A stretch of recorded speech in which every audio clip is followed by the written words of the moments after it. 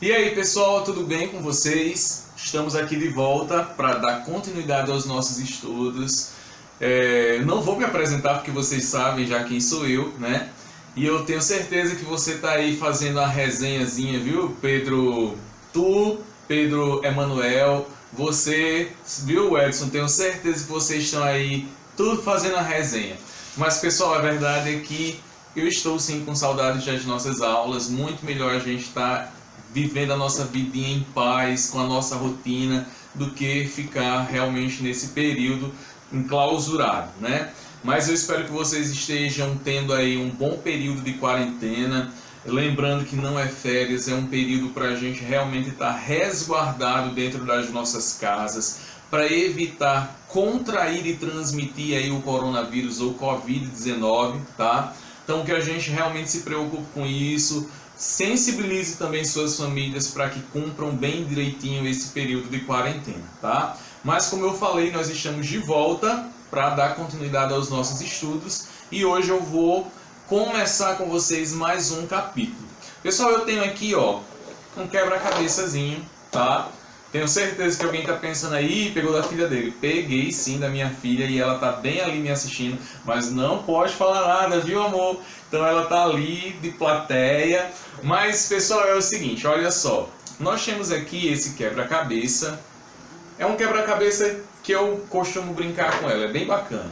Ele tem bastante peças, ele tem animais, ele tem frutas, ele tem objetos, sendo que ele tem o quebra-cabeça das cores, tá? Ele se chama assim, até mesmo porque ele é voltado para um público bem novinho, então eles precisam fazer ótimas associações. Como eu falei para vocês, tem aqui um monte de tipo de peças. Se eu dissesse assim para vocês, pessoal, eu quero que vocês montem esse quebra-cabeça, eu quero que vocês organizem essas peças. Primeira coisa, é lógico que vocês iriam prestar atenção ao que peça se encaixa em qual peça, não é verdade? Essa é a moral de um quebra-cabeça, na verdade, né? Então, cada um de vocês poderiam estabelecer critérios diferentes para iniciar a montagem desse quebra-cabeça, tá? Mas eu já dei uma pista e como nós não temos muito tempo, eu vou direto ao ponto. Pessoal, o quebra-cabeça é o quebra-cabeça das cores. Então, o principal critério aqui é você associar as devidas cores. O que isso tem a ver com a nossa aulinha de hoje? Vamos falar um pouquinho sobre classificação dos seres vivos, tá? Existe uma grande variedade de seres vivos na natureza. E para que ficasse mais fácil o nosso estudo sobre esses seres vivos, alguns cientistas eles desenvolveram técnicas de organização para agrupá-los. E eles também estabeleceram critérios. Para quem não ficou ainda muito claro o que isso significa, vou dar mais um exemplo. Se a sua mãe dissesse assim, menino, vá arrumar o seu quarto, vá arrumar o seu guarda-roupa, tá uma bagunça, a gente não consegue achar nada, né? Então você ia ter o seu critério de organização. Digamos que você fosse lá arrumar o seu guarda-roupa, então você ia fazer uma pilhinha só de shorts, outra pilhinha só de camisas, né? Eu acho que quem é bem dedicado nesses detalhes de organização, eu acho que são as meninas, né? Mas vamos lá. Deu para entender como a gente precisa ter critérios para a gente fazer uma organização? Então, se tratando dos seres vivos, também os cientistas precisaram adotar critérios para agrupar os seres vivos. Até mesmo porque, vamos pensar, animais, gato é igual a cachorro? Não, mas ao mesmo tempo sim. Tem coisas que eles têm em comum, tem coisas que eles têm diferente, não é assim? Então, será que os animais são iguais às plantas? Não, com certeza não. Então, a questão é, vários cientistas participaram desse processo de organização, ou seja, de classificação dos seres vivos. Mas teve um que se destacou, chamado Carl von Linné, tá? Ele foi um cientista, ele era sueco, tá? E o que acontece?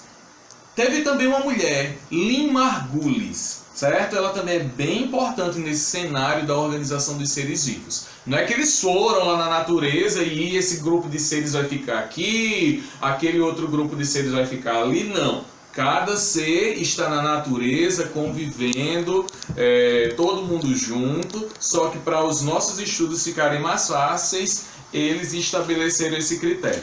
Então, ó, o que acontece? Eu vou pegar aqui, por exemplo, o amarelo, tá? Tá aqui, ó, o amarelo. Então, meu critério não é a cor, então eu preciso, ó, encaixar as pecinhas aqui, ó, amarelas, tá certo? Não significa necessariamente que todos eles serão 100% iguais, mas eles terão características em comum, por isso que eles vão ficar no mesmo encaixe da cor amarela. Eu não vou concluir a montagem para a gente ganhar tempo. No final das contas, o que aconteceu?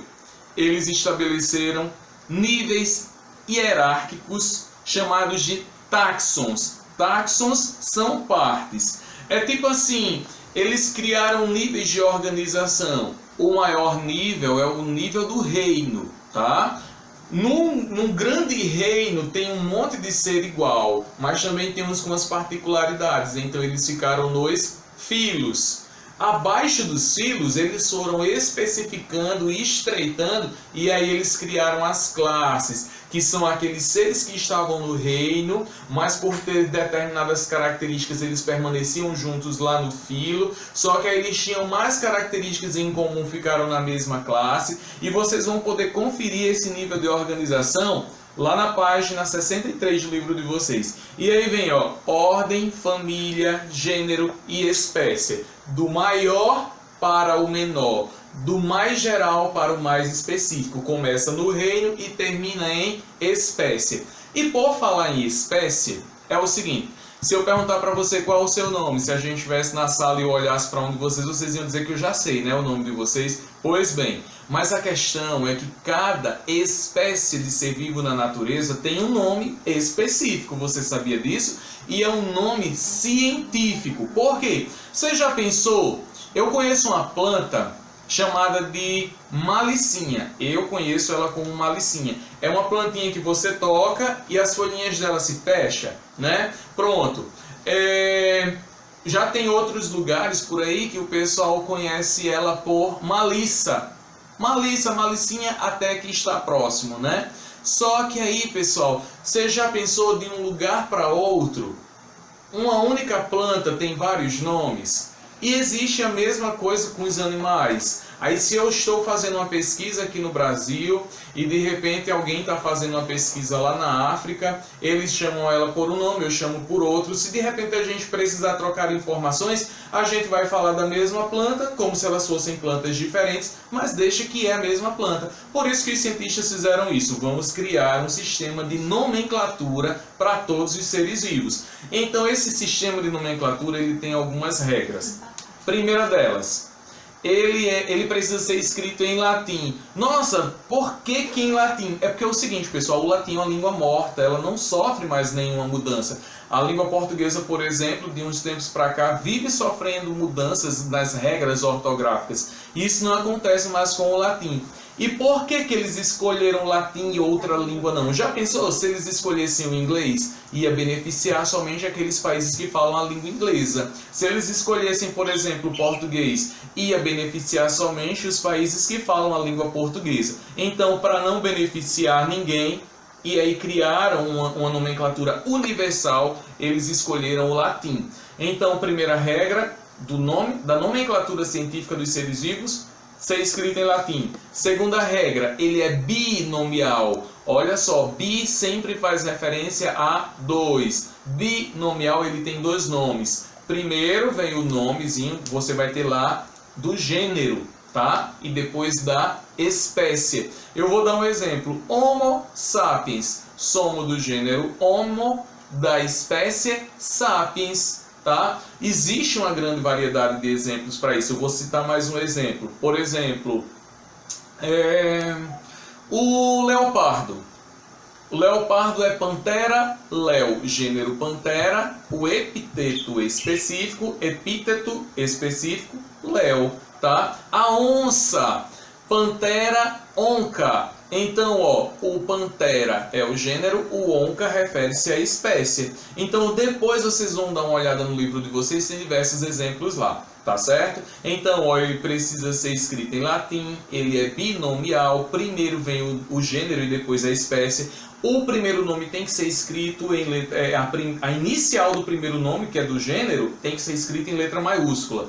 Já o segundo nome, que é da espécie, ele é para ser escrito todo em minúsculo. Outra coisa, tá digitando, você formata aí o nome científico todinho, tanto do gênero quanto da espécie, você formata para ele ficar destacado do resto do texto, podendo deixar ele em itálico ou negrito. Ah, mas eu não vou digitar, professor, eu vou escrever. Então você vai fazer o seguinte, você escreve e sublinha uma linha só que começa do gênero e termina na espécie. É uma linha contínua, você não pode cortar, tá certo? Então, tem no livro de vocês também essas regras para a nomenclatura dos seres vivos, tá certo? Então, ó, já falei para vocês sobre a classificação dos seres vivos, foi necessário critérios, falei de Carbon Linné, que foi um dos principais cientistas. Falei também da Lynn Margulis, que foi uma mulher que muitas vezes ela passa batida, né? A gente sabe que a nossa sociedade é um pouco machista. Quase sempre o pessoal deixa de falar o nome de Lynn Margulis, mas ela também foi uma mulher que marcou presença nos estudos da classificação dos seres vivos, tá? E aí, ó, o que acontece? Lembra que eu falei para vocês que nós temos o reino, que é a classificação mais geral dos seres vivos, e nós temos a espécie, que é o mais específico, né? Por exemplo, o reino animal ou reino animalia. Dentro do reino animalia vai ter uma infinidade de animais, tá? Sendo que aí todos os animais, por exemplo, são mamíferos? Não. Todos os animais são vertebrados? Não. Então a gente tem, ó, reino, animalia. Filo, a gente pode ter o filo dos invertebrados e o filo dos vertebrados, tá? E aí a gente vai só estreitando isso daí, sempre indo para o mais específico. Então, reino é o geralzão, tá ligado? Só que aí tem um detalhe. Nós temos basicamente 5 reinos. Nós começamos com o reino, com os seres mais simples que tem, que é o reino Monera. O reino Monera, ele agrupa as bactérias, as cianobactérias e arqueias. Na verdade, a arqueias é um tipo de bactéria, mas é porque ela tem umas características tão particulares que o pessoal faz questão de destacar arqueias, tá? Então, o reino Monera é dos seres vivos mais simples, eles são unicelulares, mas a gente vai estudar mais um pouquinho à frente as características somente do reino Monera, tá? Então, ó, o reino Monera é o das bactérias, cianobactérias, arqueias. Aí depois nós temos o reino protoctista. O reino protoctista ele vai reunir, por exemplo, os protozoários. Quem não lembra, por exemplo, que é um protozoário, deixa eu dar um exemplo aqui, a ameba. A ameba é um protozoário que está nesse reino aqui, ó, dos protoctistas. E não é somente ele não, tá? Tem aquela doençazinha malária, pronto. O causador da malária, tem gente que associa ao mosquito. O mosquito é o transmissor, mas o causador é um protozoário pertencente a esse reino aqui do protoctista, que é o plasmódio, tá? E aí, pessoal, preste atenção uma coisa. Primeiro eu tenho Monera, protoctista, e aí vem o reino fungi. Eu não preciso falar para vocês que o nome fungi ele já dá a ideia dos seres que representam eles, que são os fungos, né? E aí nós vamos ter fungos unicelulares, fungos pluricelulares, mas eu vou dar um exemplo. Sabe quando você vai comer o pão e o pão está com aquela mancha acinzentada, esvejada? Aquilo ali a gente chama de mofo, né? É um fungo, aquilo ali é o bolor. Mas quando você também chega em um jardim, você encontra um monte de cogumelos, assim, numa areazinha de sombra e bem úmida. Os cogumelos também é um exemplo de fungo, tá? Então, ó, já falei do Monera, bactérias, arqueias, já falei dos protoctistas, como os protozoários, tá? Tem as algas também. Tem o reino fungi, tá? Dos fungos. E aí vem o reino plante. Ah, pessoal, plante se escreve plantae, mas como é o nome em latim a gente, no final da palavra a gente só pronuncia o E mesmo, a gente não pronuncia plantae, é plante, o A fica mudo, dando uma fechadinha no E, tá? Então tem o reino plante, eu preciso dizer quais são os seres que participam do reino plante ou plantae? É lógico que são as nossas queridíssimas plantas, né, que junto com as algas fornecem o oxigênio para o nosso ambiente, para que a gente possa respirar. E por falar em plantas, a gente precisa se preocupar mais com o cuidado, hein? A gente precisa cuidar mais das nossas florestas, a gente precisa plantar mais, tá? E aí, por último, nós temos o reino Animalia, que reúne os animais. Tanto pode ser chamado de reino Animalia, como já foi chamado muito tempo reino Metazoa, que é o dos animais. Todos os animais que você imaginar estão nesse reino. Então, resumindo, nós temos 5 reinos: reino Monera, reino Protoctista, reino Fungi, reino Plantae e reino Animalia. Vocês vão dar uma lida no livro de vocês e vocês vão ver as características de cada reino, tá? Então, por hoje, pessoal, a nossa aulinha ela vai falar sobre isso, tá? No livro de vocês tem até os exemplos, tá? Bem bacana, umas imagens muito legais mesmo. E aí, ó, lembra que eu falei que a gente vai do geralzão, da classificação geralzona lá, que é o reino, e a gente vai para o mais específico, que é a espécie. Quando nós estávamos, por exemplo, no ano passado, no 6º ano, quem foi meu aluno, eu me recordo muito bem de ter trabalhado o conceito de espécie. Espécie, você lembra aí? Deixa eu ver aqui. Ana Cristina, você lembra? Deixa eu ver aqui. Yasmin, tá lembrado, Yasmin, o conceito de espécie?